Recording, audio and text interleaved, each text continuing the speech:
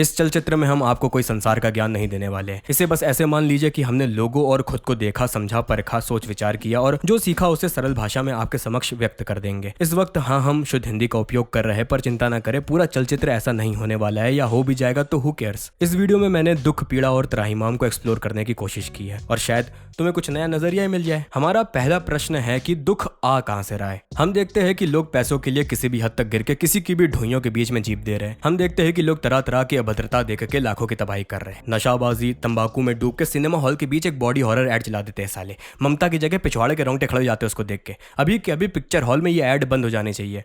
एक दूसरे को चीट करके उसे एनटीआर अंकल का नाम दे रहे हैं।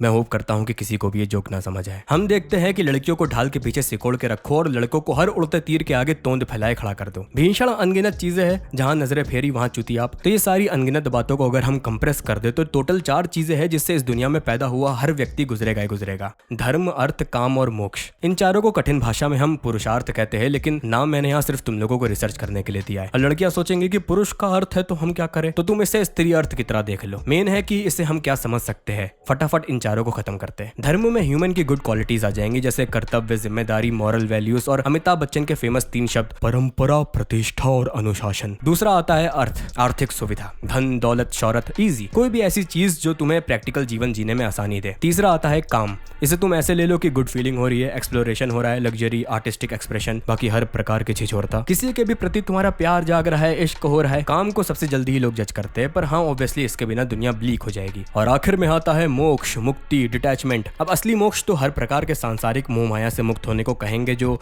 देहांत के वक्त अपने आप ही हो जाता है। पर इसका छोटा फॉर्म लाइक डिटैचमेंट हम लोग सर्टेन टाइम टू टाइम अपनी लाइफ में करते ही रहते हैं। ये चारों से हम चाह के भी पीछा नहीं छुड़ा सकते। एग्जांपल लेना है तो इसी वीडियो को बनाने को लेते हैं।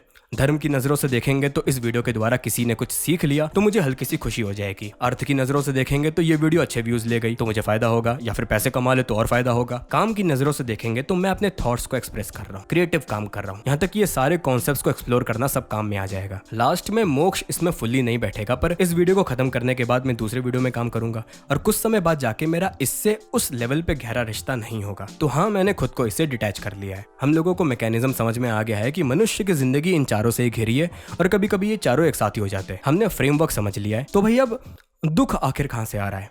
जब इनमें से हम किसी को भी अपने सेल्फ से जोड़ देते हैं, जिसे हिंदी में कहते हैं अहम।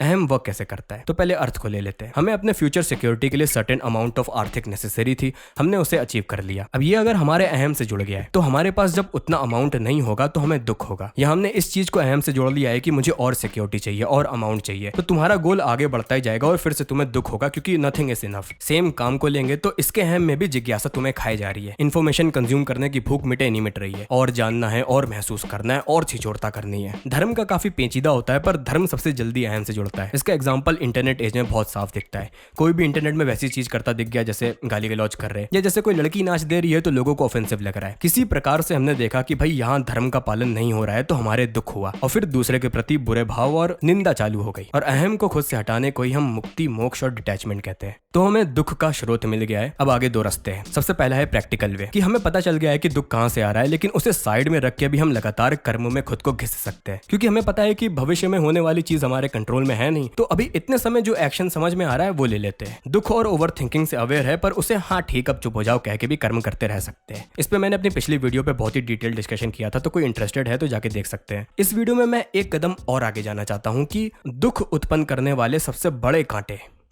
अहम की चुभन को हल्का सा कम कैसे कर सकते हैं।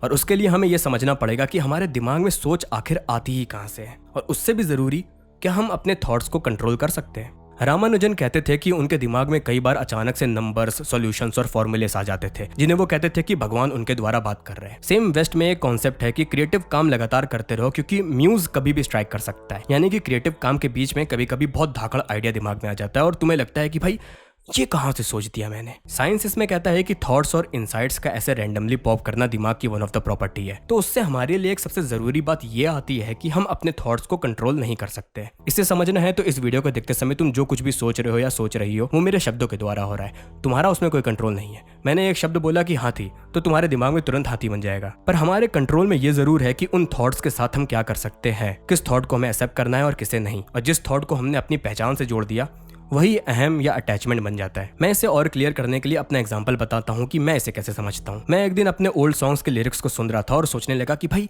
ये आखिर कैसे लिख दिया था मैंने कहा कि आओ इस पे वीडियो बनाते हैं। फिर मेरी अंतरात्मा बोली कि ओ हो, अपने ही काम की डेप्थ खुद ही दूसरों को बता रहे हैं।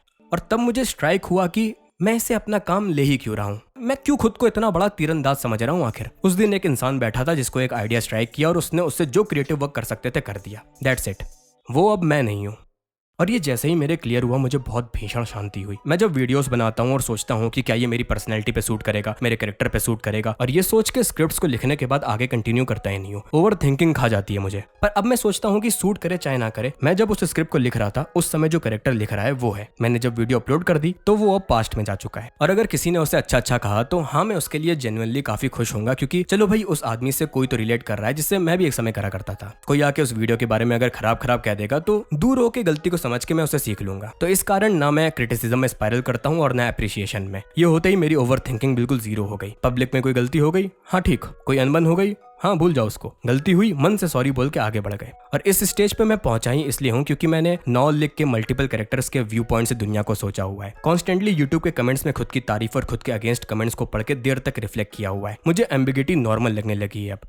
कोई इंसान जो मुझे सड़ा कह रहा है, मुझसे रूड हो रहा है, वो किसी और के लिए बहुत ही सेल्फ सेक्रीफिशियल और केयरिंग भी हो सकता है। और इसे जान के हम अपने मेंटल स्टेट को थोड़ा ही सही पर फ्री कर सकते हैं। आई होप कि इस वीडियो से तुम्हें कुछ भी मिला हो, और नहीं भी मिला तो वो भी एक्सपीरियंस ही हुआ एक। बाकी आज की वीडियो ख़त्म होती है। बाय।